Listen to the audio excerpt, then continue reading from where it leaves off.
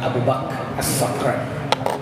A'udzu billahi minasyaitonir rajim.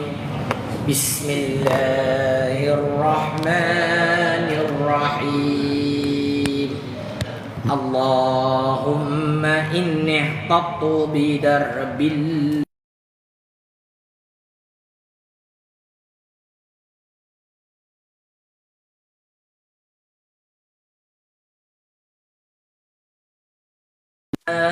illallah babu Muhammadur Rasulullah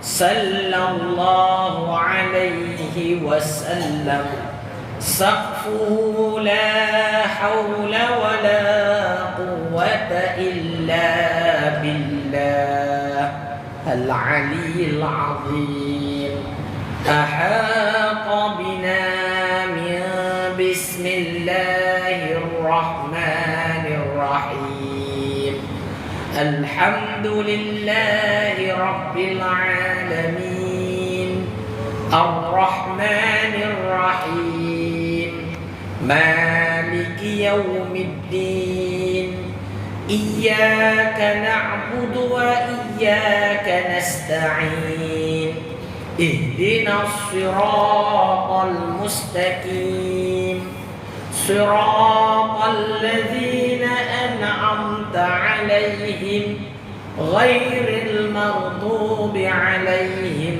ولا الضالين آمين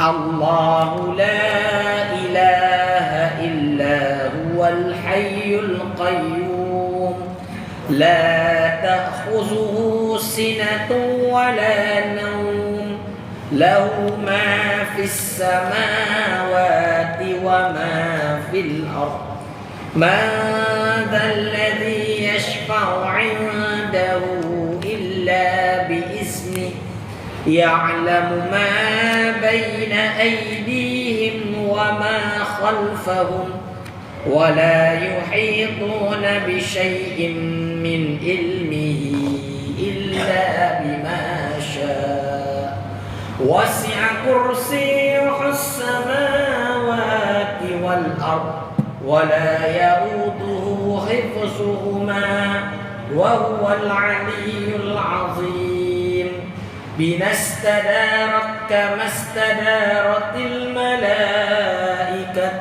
بمدينة الرسول بلا خندق ولا سور من كل قدر مقدور وحذر محذور ومن جميع الشرور تترسنا بالله تترسنا بالله تترسنا بالله من عدونا وعدو الله من ساك عرش الله إلى قاء أرض الله بمئة ألف ألف ألف لا حول ولا قوة إلا بالله العلي العظيم عظيمته لا تنشق بمئة ألف ألف ألف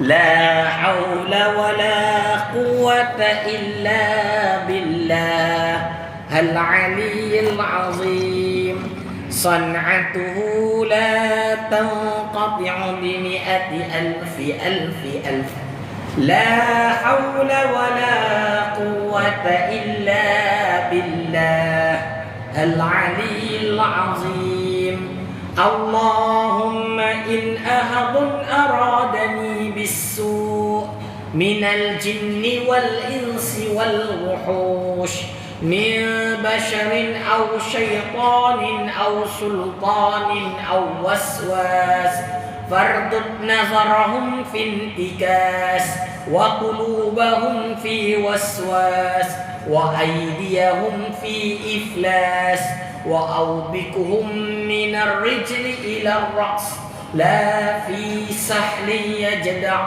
ولا في جبل يطلع بمئة ألف ألف ألف لا حول ولا قوة إلا بالله العلي العظيم وصلى الله على سيدنا محمد وعلى آله وصحبه وسلم والحمد لله رب العالمين. بسم الله الرحمن الرحيم. الحمد لله رب العالمين والصلاة والسلام على أشرف الأنبياء والمرسلين سيدنا محمد وعلى آله وصحبه أجمعين. قال رب اشرح لي صدري ويسر لي أمري واحلل عقدة من لساني يفقهوا قولي سبحانك لا علم لنا إلا ما علمتنا إنك أنت العليم الحكيم ولا حول ولا قوة إلا بالله العلي العظيم. Alhamdulillah, syukur pada Allah Subhanahu wa taala yang menjadikan kita dalam keadaan penuh nikmat, yang menjadikan kita mampu bernyawa, bernafas, bergerak, mencerap segala panca indera. Dan Allah Ta'ala jadikan kita dalam keadaan mampu untuk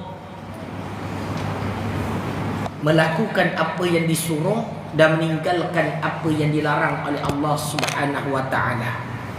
InsyaAllah malam ini saya akan membukakan kitab Matla'ul Badrain wa Majma'ul Bahrain. Dan kita nak ambil pada bab Kitabus Salah. Kitabus Salah berkenaan solat. Sekarang ni masalah banyak bab solat ni. Baru-baru ni pun ada isu kan. Nanti kita baca kita tengok dalam kitab, insya-Allah.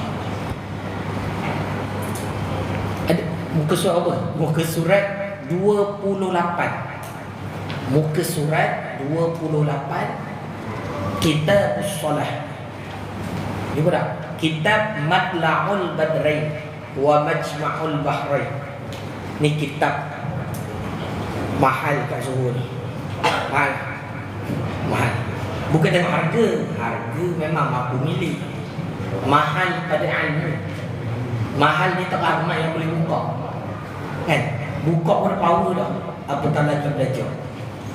Jadi mari sama-sama kita membukakan kitab Matla'ul Badrain wa Majma'ul Bahrain pada muka surat yang ke-28 Kitabus Salah, iaitu 8 baris daripada bawah. Jumpa dia yang jadi baru ni. Ada yang lama dia lain sikit, warna pink. Ni yang kita guna. Yang ni sama tak? Lupa ni. Ada pink yang zaman dulu guna pink. Mari sama-sama kita mendengar. Berkata muallif rahimahullah ta'ala, ini suatu kitab pada menyatakan sembahyang. Bermula sembahyang yang fardu akan dia itu 5 waktu. Ni saya laju kat sini sebab saya nak masuk isu sekali lagi. Sehari semalam.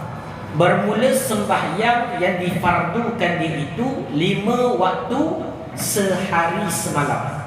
Maka wajib tiap-tiap daripadanya dengan awal waktu akan sebagai wajib yang diluaskan dia hingga bahawa tinggal daripada waktu barang yang lulus dikerjakan dia. Mana bermula masuk waktu sampai habis. Kena tahu, kena belajar, wajib.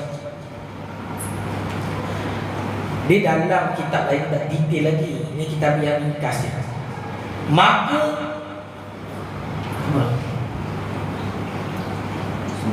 sempat maka sempatlah dia dan wajiblah sembahyang pada ketika itu dengan bersegera, mana masih dalam waktu yang telah ditetapkan. Pertama zuhur, maka awal waktunya, kemudian daripada gelincir matahari, dan akhirnya apabila jadilah bayang-bayang tiap-tiap suatu itu seumpamanya lain daripada bayang-bayang yang zawal. Dia gini, zuhur masuk bila kalau letak pacak kayu kan, mana nampak ada dah keluar, ada bayang keluar daripada kayu. Kalau betul tengah hari dia tegak, tak ada bayang. Jadi bila gelincir nampak bayang. Dan bayang tu sampai bila? Sampai bayang-bayang tu dua kali. Dua kali tu namanya dah masuk asar. Dan keduanya asar, maka masuk waktunya daripada berubahnya atas bayang-bayang seumpama berkekalan ia. Dia dah bayang dan lain-lain dah. Dua kali tu dia dah lagi banyak, dari panjang, hingga jatuh matahari, terbenam matahari. Waktu tu dan ketiganya maghrib, dah masuk maghrib. Maka masuk waktunya kemudian daripada jatuh matahari berkekalan, terbenam matahari maghrib, terbenam matahari berkekalan hingga sempurna hilang syafaq yang merah. Ini pada kaul qadim mazhab Syafi'iyah. Kalau kaul jadid syafaq kuning, syafaq kuning.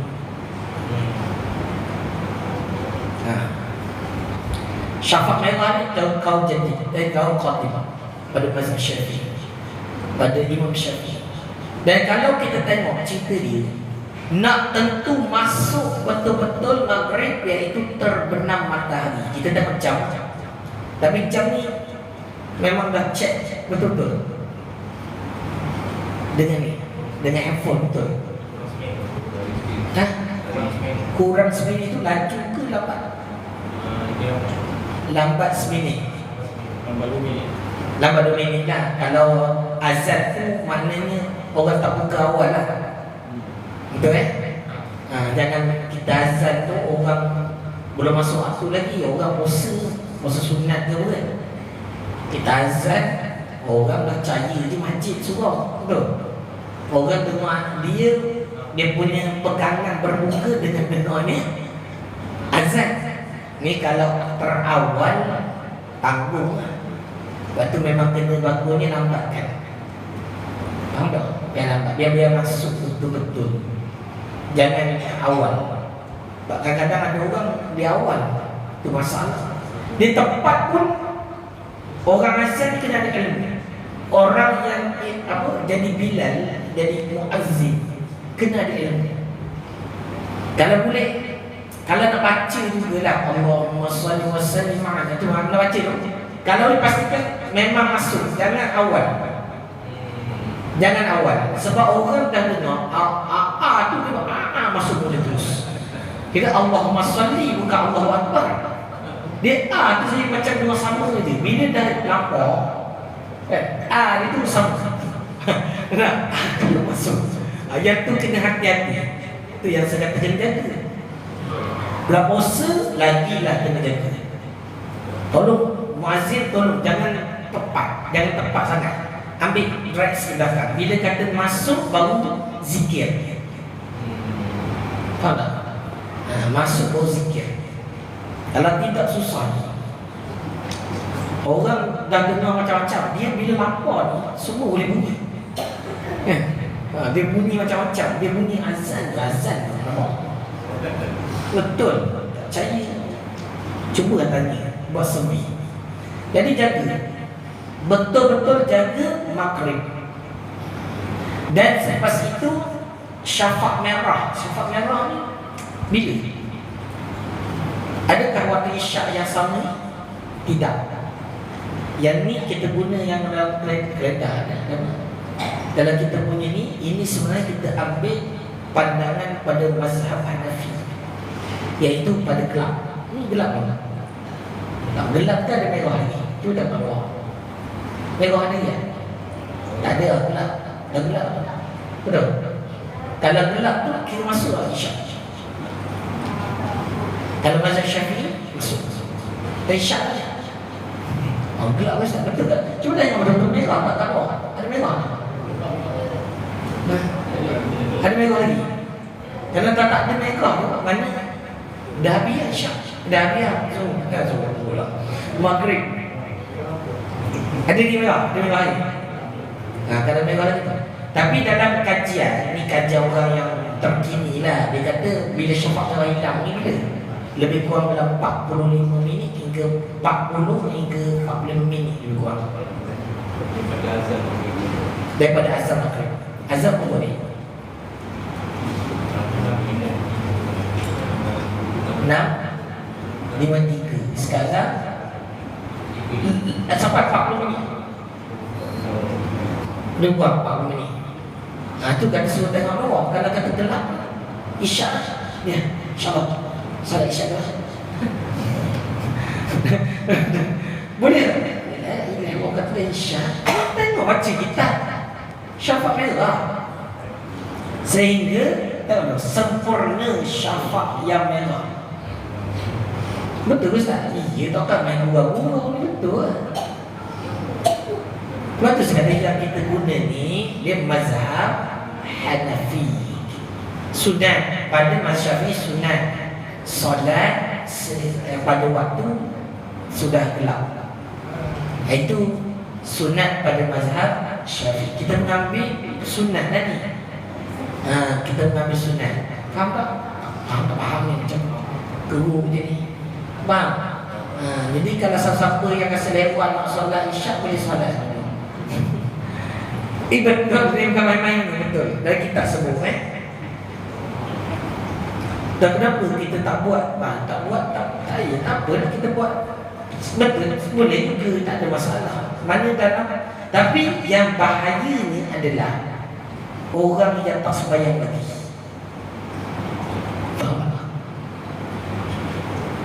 Kalau sekarang ni masih ada yang belum sembahyang maghrib, dia tak terkeluar, mana dah masuk waktu Isyak, dia ke qada. Macam mana Ustaz? Kalau tak nak qada macam mana Ustaz? Belajar mazhab Hanafi. Lepas. Tapi ada datang belajar tak? Tu soalan. Tu dia. Boleh Pak, tak bukan kita nak isu ke apa, tapi ini reality, belajarlah supaya kita buat amal dengan ilmu, bukan ngikut-ngikut. Ini dah kitab jelas. Ke saya salah baca tu tak? Syafaq merah, betul tak? Eja dulu. Betul? Betul, kena ingat lah. Balik ni kalau kita ada isteri ke anak-anak tu, dia sembahyang lambat tengok apa? Kan mati ada kan pukul 7, pukul 8 telenovela apa dah drama ke apa kan zaman dulu. Sekarang jadi tak lama sebab tengok cerita orang dulu kan, dia muncul apa cerita yang dahsyat cerita macam tu kan. Kadang-kadang orang sembahyang ni tunggu sampai pukul 8 baru dia sembahyang. Betul kan? Zaman dulu lah, sekarang aku nak ke zaman dulu. Tapi tak boleh kalau gitu habis qasah amal kita. Kena pesan isteri kita kalau sibuk macam mana, kalau dah maghrib tu solat dulu. Tak tengah masuk air ke, masuk baju ke, tengah masak ke apa ke, solat dulu. Anak kita kan tengah belajar maghrib awal kan. Tapi tak kisahlah, solat dulu. Sebab itu maghrib ni waktunya sangat sempit. Waktu sangat sempit. Jadi bolehlah kalau nak, boleh tak Ustaz nak ambil yang ni untuk boleh, tapi itu pada mazhab Hanafi. Itu dia nak cerita dah. Cakap macam mana ni? Dah kitab lah. Sambung, boleh sambung ni tak isu lagi, ni biasa je ni. Dan keempatnya Isyak, maka waktunya kemudian daripada ghaib syafaq yang merah. Dah kalau dah tak ada syafaq merah, kalau keluar kat luar tu dah tak ada warna merah di ufuk langit. Syafaq merah tu warna merah ada kat ufuk langit. Kalau dah tak ada tu maksudnya masuk Aisyah. Ni. Tahu ni. Keempatnya isyak, maka waktunya kemudian daripada ghaib. Ghaib ni hilang. Syafaq yang merah berkekalan hingga naik fajar shadiq. Sampai esok dah naik matahari. Naik fajar, bukan naik matahari. Dia naik fajar, nampak cahaya. Nampak cahaya. Dia kalau dah naik matahari tu dah kira habis subuh. Habis subuh. Dan kelimanya subuh, maka waktunya kemudian daripada naik fajar shadiq berkekalan hingga naik matahari sehabis waktu subuh. Mendahului subuh. Faham tak cerita ni? Matahari dah keluar lah maknanya. Dah keluar. Okey. Jadi sekarang boleh faham tak perkataan ni? Jadi apa nak kena berjaga ni? Ini yang saya belajar. Berjaga pada waktu. Sembahyang pada dalam waktu. Jangan sembahyang luar waktu. Apa hukum dia? Haram. Sembahyang luar pada waktu haram. Kita kotak kan Ustaz? Iyalah. Haram. Kotak wajib. Waktu kita sembahyang pada waktu lain, haram tu tetap haram. Tapi wajib tak? Kotak wajib. Dia tinggal tu kena kodok. Tu cerita dia. Dia tu hutang, kena tunaikan. Okey, jelas setakat ni okey tak okey? Ke ada yang pening, rasa macam nak lepah ke apa? Ada apa ke, mungkin ada pandangan mazhab lain ke apa? Boleh, tak ada masalah, kita boleh bincang insya-Allah. Saya nak bawa satu lagi kitab Sabilul Muhtadin. Bawa kitab Sabilul Muhtadin nak padankan, sebab saya tadi di dalam sikit bahas dia. Tapi yang ni pun dah faham dah ni, betul? Dah faham lah. Nak lebih lagi buka kitab Sabilul tadi. Inilah insya-Allah. Sambung Bermula syarat wajib sembahyang itu bahawa ada ia Islam. Yang pertama, syarat sembahyang, wajib sembahyang yang pertama Islam. Dan baligh dan akil, berakal. Orang gila tak wajib sembahyang. Ada setengah kata orang nyanyuk. Orang nyanyuk sembahyang wajib sembahyang. Suatu mana dia okey, dia boleh lah. Dan kalau dia nyanyuk tak ingat apa, nak baca apa? Tak faham tak? Dia Al-Fatihah, kalau dia nyanyuk Al-Fatihah tak hafal. Kalau betul-betul nyanyuk lah. Kalau dia boleh ingat lagi pergerakan solat Al-Fatihah dan sebagainya, maka wajib bagi dia. Tapi kalau Al-Fatihah pun dia baca ayat lain dalam Al-Fatihah, Bismillahirrahmanirrahim, Alhamdulillahi Rabbil Alamin, Qul huwallahu ahad. Tak boleh lah. Dah campur habis lah. Betul ada? Ada. Saya tahu, saya ada jaga. Nenek kita ada jaga. Kita faham. Pada mazhab Hanafi, kalau kata mazhab Hanafi lagi dahsyat dah. Kenapa Ustaz? Tak tahu lah, mazhab Hanafi ini dia luas. Dia kata apa? Kalau dah tak mampu nak ambil wuduk, dah kira tak wajib dah sembahyang. Tapi kalau kita Syafi'iyah, peganglah Syafi'iyah. Tapi kalau kita nak guna Hanafi boleh juga. Tapi belajar tu cerita dia. Dapat Dan suci daripada haid dan nifas. Ini orang perempuan.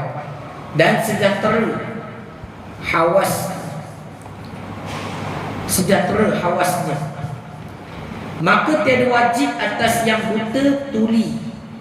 Buta dan tuli ni mana dia bukan mukallaf ni. Maka tiada wajib atas yang buta tuli ni, bukan keadaan terfaham perkataan ni buta dan tuli itu pada masa yang sama. Pada masa yang sama. Dan tak pernah dengar berkenaan agama. atau syariat sebelum dia buta dan tuli. Faham tak? Kalau daripada kecil lah, kalau dia kata dah dia buta tuli masa umur 20 tahun, tapi sebelum tu belajar, maka wajib dia sembahyang. Tapi dia buta tuli, dia memang tak ada jalan masuk ilmu dalam diri dia. Faham tak? Dia tak ada jalan langsung nak masuk ilmu dalam diri dia. Maka macam mana nak ibadat sembahyang? Jadi dia kira tiada wajib. Dan jika berkata-kata sekalipun, jika ada ia dahulu daripada tamyiz. Tamyiz ni mumayyiz, yang boleh dah faham baik dan buruk, boleh beza di antara betul dan salah. Bersalahan jika kemudian daripadanya. Kalau sebelum selepas tu baru dia berkata tulis, maka wajib. Tu cerita dia tu. Dan jika berkata-kata sekalipun, walaupun dia boleh bercakap, dia cerita ni bukan cerita bercakap, cerita buta dan tuli. Maksud tiada jalan ilmu masuk dalam diri dia. Tu cerita dia. Dan yang sudah, dan sampai seru, ni mukallaf dan ni sampai seru, sampai ajaran Islam padanya. Maka tiada wajib atas mereka yang tiada sampai seru. Dia duduk satu pulau, pulau tu tak ada langsung sampai ilmu Islam kat pulau, maka tak wajib sembahyang. Kalau dia mati dosa tak dosa, sebab tak sampai seru. Seperti jadi ia pada puncak bukit yang jauh, ataupun dekat tengah atas bukit tak pernah sampai orang. Tu cerita dia. Maka tiap kali. Dan syarat sembahyang, ni syarat tadi wajib sembahyang. Dan syarat sembahyang dahulu daripada masuk padanya, bahawa ada ia suci daripada hadas. Mana dia dalam keadaan bersuci. Hadas apa? Hadas kecil dan hadas besar. Apa maksud hadas kecil? Apa maksud hadas kecil? Bukan air kecil. Itu air kecil bukan. Apa maksud hadas kecil? Iaitu tidak ambil wudu. Sebab itu kata mengangkat hadas, iaitu mengambil wudu. Hadas besar bukan air besar. Hadas besar maknanya dalam keadaan berjunub. Mengangkat hadas besar bermakna mandi wajib. Faham tak? Bukan air besar, air kecil ni bukan ya. Hadas. Ni istilah dalam agama yang kita faham. Salah ada. Saya pun dah dengar orang bahas hadas kecil, buang air kecil. Hadas besar. Ni siapa mengajar ni cerita. Saya pernah dengar ada orang mengajar itu. Penting saya. La ilaha illallah. Sesat nama itu. Jangan ikut kalau ada mengajar itu tinggal lagi cepat keluar. Salah. Adalah sesat. Yang betul hadas kecil iaitu mengangkat hadas kecil, mengambil wudu. Mengangkat hadas besar, mandi wajib. Jadi untuk solat dua-dua ni perlu. Kalau kita kena berjunub, wajib mandi. Lepas tu kena ambil wudu. Tapi dalam kaedah syarak, ulama kata kalau kita dah mengangkat hadas besar, katalah kita dah berjunub, kita mengangkat hadas besar, selagi mana tak melakukan lepas tu perkara yang membatalkan, mandi wajib tu sebenarnya sekaligus mengangkat hadas kecil. Itu ada dalam fikih Syafi'iyah. Faham eh?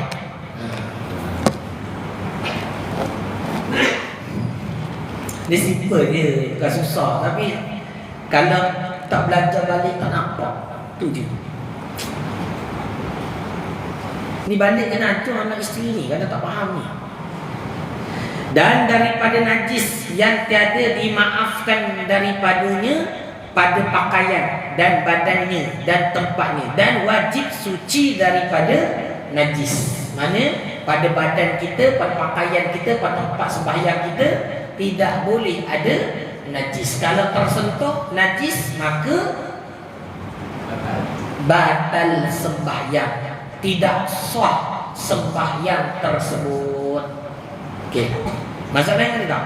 Nantilah kemudian. Panjang cerita. Saya sebenarnya masuk yang ni. Yang ni. Ni baru masuk tadi mukaddimah sebelum. Ni masuk menutup aurat. Sebab saya baru-baru ni dengar bukan dengar lah, ada orang cerita kat saya ni. Jabatan Mufti Negeri Selangor dia keluarkan penjelasan hukum solat. Nampak tak? Tak nampak pula. Saya baca penjelasan hukum solat dengan pemakaian telekung, kebiasaan wanita Melayu.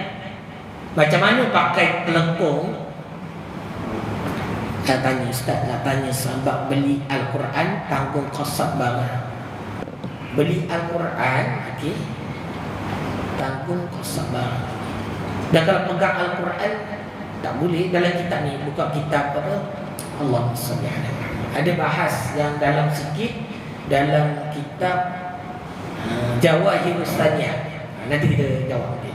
Tapi kadang-kadang dalam Jawahirus Saniyah pegang Al-Quran ni, pegang ke beli? Kalau pegang Al-Quran dengan qasab ni, kalau kita ada kotak lah, kata kotak, pegang kotak tu kita pegang Al-Quran tak? Tidak. Kita pegang kotak. Tapi niat pegang kotak, jangan qasab pegang Quran. Pegang Quran tak boleh. Faham? Walau dalam tu ada Quran, tapi kita tengok qasab kita tu. Itu cerita dia. Disebut surah 28 ni. Kau baca kat situ nanti ya. Kalau nama mushaf. Ni nanti bab Al-Quran kita nak masuk bab yang dahsyat sikit. Ya ada. Nak baca ke? Nantilah baca boleh. Panjang ni sebab saya nak masuk pada bab pakai telekung ni. Takut tak sempat. Ini bab minit tinggal ni. Tak masuk minit ni. 10 minit lebih. Okey.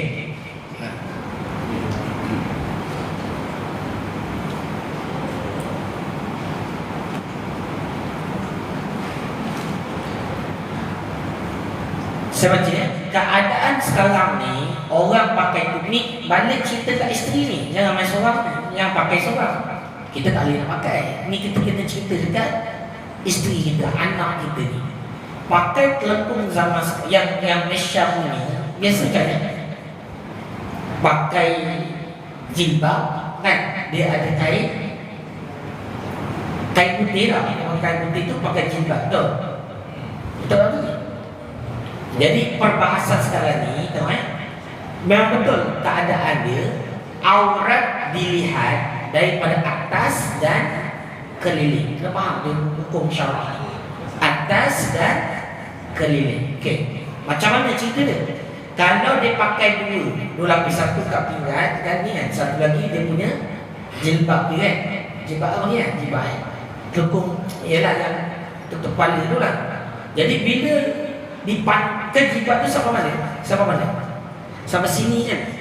Bawah lah, bawah sekiranya ada kan? Sampai bawah ataupun mungkin dekat kita punya lutut ke kan? Okey, lutut kan kat sini pun. Jadi bila itu ke bawah tak? Tak ke bawah. Bawah dikira ialah bawah kaki. Bawah disebutkan dia bawah kaki. Mana dipandang, jika dipandang bawah di situ bukan di bawah kaki tapi di atas daripada kaki, itu dikira kalau pandang nampak aurat maka batal sembahyang. Faham tak cerita ni? Kalau kita punya, katalah isteri kita pakai ni, kita buka dia punya tulis ni, nampak macam tu. Nampak tak aurat dia? Kalau nampak maka tidak sah sembahyang. Ni isu dia ni. Ni dikeluarkan oleh Mufti Negeri Sembilan. Ni lama dah saya ngajar pun. Saya dah cerita lamanya lah. Cuma akhir-akhir ada isu ni. Apa yang kita bawa ni, benda ni. Saya nak cerita apa kat sini? Tak ya? Itu macam sama dah kat sini. Kalau dia pakai jubah yang besar bisa.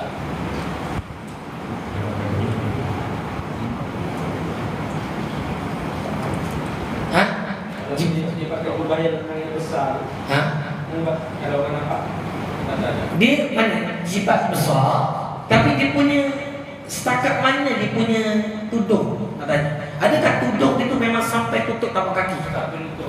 Sekarang tak cerita masalah tu, masalah apa? Tudung ke masalah dia punya telekong ni? Tudung dan telekung. Dia Lapor sampai bawah sini telekong ni. telekung sampai ni. Okey, telekung. Mana kita nak pandang tu, telekung tu kalau kita tengok daripada bawah telekung tudung, telekung tudung, telekung tudung. Dia nak kena lukis aja dia pula lukis lagi sedap. Ya, betul. Lagi kita lukis ni punya orang tu saya. Ada telekung masih. Ustaz, saya berdiri. Ni, apa boleh tengok. Tapi bukan pakai telekung kata ada. Okey, kalau katalah pakai telekung. Okey. Kan kata telekung sampai sini dia punya apa tudung ni, tudung telekung. Tu yang kofiah telekung. Ya, pakai saya tu. Dia tu tangan dia tutup habis juga. Dan kalau dia ni ada telekung sampai kat kaki. Okey. Tapi kalau kita selak telekung ni pun nampak daripada sini. Pandang sini nampak aurat. Tehi ke, dia pakai ni ke, kan? Nampak. Gitu. Dia punya kain tu sampai ke bawah, dah settle. Bukan cerita kain ni. Dia curangkan tudung macam ni. Pandang bawah ni, batal solat. Jika nampak aurat. Ni yang dicatatkan oleh Jabatan Mufti ni. Nak faham Betul faham? Terima kasih. Faham tak ni? Tapi nampak Ustaz. Memang nampak? Ini yang dibahas tadi. Ni jangan berhenti keluar. Mana tak suruh hati bawah. Sebaik ni saya nak cerita ni. Panjang cerita ni sempat. Apa boleh buat? Okey, dengar. Saya laju sikit. Tengok molek. Jadi sebab itulah cerita ni sebab bangku ni dia tengah viral ni, dia kena jawab. Kata dalam ni, jadi kalau batal macam batal ke macam tak solat dia nak kena buat kalau nak buat kalau yang disebutkan dalam ni, dia kata para wanita hendaklah mengenakan pakaian yang untuk aurat di dalam tudung telekung untuk memastikan solat. Mana dalam telekung tu pakai kena tutup juga habis. Macam memang kalau pandang bawah tu tak nampak apa-apa aurat. Tapi susah. Sebab itu ada satu kaedah lagi. Ini saya nak cerita. Tak tahu mungkin tak pernah orang jumpa, tapi pernah ada jumpa, iaitu tudung senyawa. Tudung senyawa macam mana? Dia ada atas ni dia pakai tudung telekung terus habis sampai bawah kaki. Dia bukan dua pakaian, dia satu je. Tutup habis. Tangan keluar, dia keluar kat sini, dia tutup. Dia ada apa? Dia punya tangan kek gitu. Jadi dia nampak tangan, tangan nampak. Itu kat Malaysia sorry, kat Indonesia banyak. Ini siapa nak buat bisnes boleh cakap. Nanti beritahu kita boleh kerjasama. Ya. Kalau sekarang memang susah sikit saya kat Malaysia. Kalau ni memang menjadi ni sebab dah keluar ni. Jadi ni kalau buat bisnes. Bukan kerana memang ini nak bagi bukan bisnes, ceritanya kita nak selamatkan umat ni. Kalau nak lepas tu cara dia. Boleh sampai bawah kaki terus. Itu. Jadi macam mana sebelum ni tak sah. Tapi dalam ni sebut gini, solat yang dilaksanakan sebelum ini dalam keadaan tidak mengetahui akan hukum ni tidak boleh qadakan. Cuma saya baca kena qada. Sebab benda tu tak sah. Benda yang tak sah kena qada. Batal. Yang ni kita risau pada isteri kita, anak kita ni cerita dia. Boleh faham tak? Kalau lelaki yang pakai kain. Okey, nak cerita lelaki pula. Kita tengok lelaki lah, cerita lelaki dah. Lelaki atas dan keliling juga. Tapi kan lelaki, aurat lelaki apa? Daripada pusat, bukan pusat dan lutut, jangan pusat hingga lutut. Pusat dan lutut lain macam dia nanti. Pusat hingga ke lutut. Okey. Jadi bila pusat lutut, cerita dia macam mana? Cerita dia kena tutup di antara Cuma kadang-kadang bila pakai seluar, kata pakai seluar, saya nak tanya, ada yang sini pakai seluar bawah pusat ke atas pusat? Bawah pusat. Mana kalau pakai baju, kalau pakai baju apa ni? Baju round neck kan? Round neck. Bila dia nak rokok tu, dipandang pada atas, nampak pusat, batal. Orang apa tak lagi kalau tak pakai baju mesti akan pusat lah tu. Kalau bawah pusat. Yang penting sekali kain ataupun seluar yang kita pakai itu pastikan di atas pusat. Tapi kalau kadang kita tengok budak sekarang kan dia solat kan kadang pergi jalan kan. Jaga orang seluar orang yang atas pusat pun solat. Bodoh. Ke dia buat kat sini? Nampak lu. Memang itu nak cerita ya. Itu memang dalam cerita. Nak ceritanya kalau betul-betul jaga semua boleh tarik atas pusat. Tapi semua kadang-kadang sama sekarang sempit. Jawab ini. Tahu saya tahu lah tapi tahu Pak. Gitu. Jadi macam mana cerita? Sama kan nampak. Dia pakai t-shirt. Tahun ni ada juga yang pakai yang butang. Tapi kalau butang, dia buka butang dia. Macam abang yang pakai hijau kan. Dia buka butang. Contoh. Kalau rokok kalau kain kat ke bawah pusat, lepas tu pakai buka kita boleh butang. Sujud tu nampak di atas pusat batal. Perut pada kan segar. Ustaz, yang nampak ni dia sendiri nampak ke atau orang lain nampak? Dikira syaraf atas. Tak kisah kalau kita tengok daripada atas. Hidup. Katalah ada seorang daripada atas ni. Contoh kita ada dua nikah. Seorang orang atas, seorang solat kat bawah. Dan dia nak kalau kata leher besar tu memang nampak lah. Biar tu ada depan sikit tu. Dia kena juga. Sebab itu cara dia macam ni. Lepas tu pakai ni. Yang kita risau tu kan macam Teluk Belanga Johor ni pun kita risau juga. Sebab dia ada tengah ni lubang. Boleh? Tapi tak apa, kain ni. Kain ni. Atas sikit lah. Boleh. Okey, dapat. Tu kaedah dia. Kain plekat betul. Sebab itu saya cadang mana-mana kalau kita jalan kat dengan motor ke dengan kereta ke, dalam kereta motor mesti sediakan kain plekat. Bila nak berhenti semacam mana pakai kain plekat. Sedangkan sunnah juga memakai kain itu sunnah. Bawa kain plekat mana-mana. Saya tertinggal kain plekat. Selalu ada dah kereta. Minta pakai kain plekat, saya pakai. Ni suruh saya daripada ni tadi. Ada program tadi. Tapi kita tutup habis. Dalam ni pula kena ada baju. Ditutup tu boleh sebab takut kita nampak atas dia, dalam mesti baju. Tutup ke? Itu kaedah. Jadi nak jaga, memang itulah kita hamba jaga. Hamba jaga. Ikutlah apa yang disyarahkan. Okey. Tak payah pakai Thailand. Tak payah pakai tu boleh. Tak sempat nak baca dalam, nanti kita akan baca kan. Menutup warna aurat ni tak sempat. Tadi bukan di mana, tak masuk lagi tu. Isu tu sepih ni nanti kita akan bahaskan akan datang. Sebab saya pun nak kena gerak juga awal ni. InsyaAllah kena gerak dulu ni. Okey, jadi cukup dulu malam ni. Tapi dah dapat balik ni boleh cerita tak rasa? Boleh cerita tak isteri kita? Dah macam mana Ustaz? Yang sekarang ni memang kat rumah tu macam tu. Kena pakai betul mana perempuan tu tak boleh dia kena pakai tudung kat dalam ataupun apa tudung tu masuk dalam baju. Faham tak dia punya kaedah? Masuk dalam baju. Yang ni dia punya apa baju dalam tu tertutup habis. Ni baju lah pakai lengan panjang. Baju perempuan pakai lengan panjang tutup sini. Faham tak sini? Ha. Okey, lepas tu baju tu labuk kena tahi. Perempuan tu masukkan dalam dalam kain.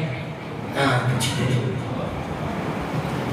Faham dia punya kaedah ni? Sebab nak beli baju senyawa tak jumpa dengan tengah malam ni.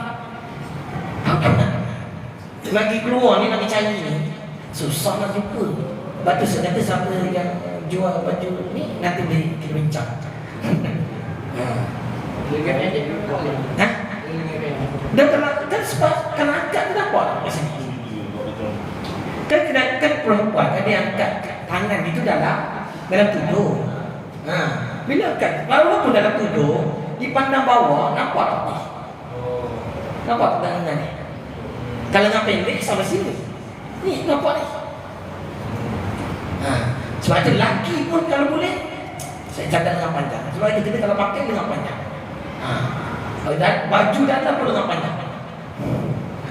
Dia sampai begitu nak jaga dia. Ni laki. Sebab dia jaga.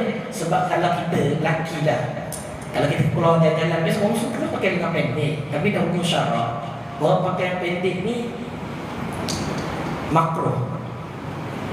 Makro faham sayang kita nak dapat pahala selalu pakai yang panjang. Boleh? Pakai baju? Baju tu makro juga lah. Tapi nampak pusat haram. Itu cerita. Dia kalau tak dalam syarak ni orang nampak ke tak? Tak nampak baju nak orang nampak tak? Kalau kita katalah kita pakai baju tutup ni tak pakai baju, tapi biasa orang semua pakai kain tu dia keluar rumah. Saya saja duduk depan rumah Sawoko kan, duduk dekat Belanda tu. Lepas tu jiran semua tengok gitu lah. Apa kau ni? Haram. Sebab apa? Aurat lelaki seluruh badan. Ini dan cakap semua. Aurat lelaki seluruh badan. Iya. Ada kita ambil tengok sikit lah. Sebelum tu boleh? Sebelum tu bagi tidur dia yang mesti malam ni. Tengok ni aurat lelaki. Ya ni daripada atas bawah 1, 2, 3, 4, 5, 6, 7, 8, 9, 10, 11, 12, 13, 14, 15, 16, 17. Ni yang bagi lelaki dengan perempuan yang boleh kahwin. Lelaki-lelaki memang di antara pusat ke. Untuk ni cerita jiran sebelah tu perempuan janda faham. Tahu tak faham. Tak kisahlah janda ke sama suami isteri orang, tak kisah tu. Tapi ini hukum dia tengok. Adapun aurat pada lelaki yang helah ni yang boleh kahwin, maka sekalian badannya, tengok tadi tak tu, tak saya ke sini ni pun baca betul. Maka hasil baginya 2 aurat. Kalau kata baca atas sikit tak percaya baca atas sikit 1, 2, 3, 4, 5, 6, 7, 8, 9, 10, 11, 12, 13, 14, 15, 16, 17, 18, 19, 20,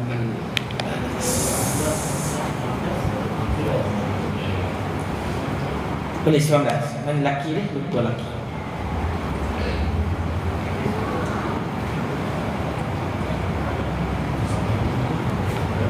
Maka aurat 19, 20 bawah. Adapun auratnya pada perempuan yang helah, maka sekalian badannya. Ni tadi kita baca dia. Ambil atas dia badan. Bermula aurat lelaki itu antara pusat dan lutut pada sembahyang. Sembahyang ni pusat hingga lutut. Betul kita baca ni. Okey. Dan pada segala lelaki dan perempuan yang mahram. Sama juga. Laki dengan perempuan mahram juga sama, iaitu antara pusat dan lutut. Adapun auratnya pada perempuan yang helah, perempuan yang boleh kahwin, maka sekalian badannya dan pada khalwat kalau dia seorang diri, 2 abimana tu dia kemaluan dia. Maka kena tutup, bukan tak pakai apa, kena tutup pakai spender je lah, bukan suruh pakai. Maknanya paling kurang kalau duduk khalwat seorang diri. Maka hasil bagi lelaki itu 3 aurat. Ini lelaki ni 3 aurat. Ambil ni. Faham Faham cerita ni? Ini kita maklum pada ini kitab sekolah agama ini Jawa ni. Tapi kadang-kadang kita belajar macam lain sikit. Apa masalah? Bahasa ni. Kita benar nanti kita jelaskan lagi sebab kitab soleh. InsyaAllah. Wallahu a'lam bis-shawab. أعوذ بالله من الشيطان الرجيم بسم الله الرحمن الرحيم الحمد لله رب العالمين والصلاة والسلام على أشرف الأنبياء والمرسلين سيدنا محمد وعلى آله وصحبه أجمعين اللهم صل صلاة كاملة وسلم سلاما تاما على سيدنا محمد الذي تنحل به العقد وتنفرج به القرب وتقضى به الحوائج وتنال به الغرائب وحسن الخواتم ويستسقى الغمام وجهه الكريم وعلى آله وصحبه في كل لمحة ونفس بعدد كل معلوم لك ربنا آتنا في الدنيا حسنة وفي الآخرة حسنة وقنا عذاب النار سبحان ربك رب العزة عما يصفون والسلام على المرسلين والحمد لله رب العالمين الله منكم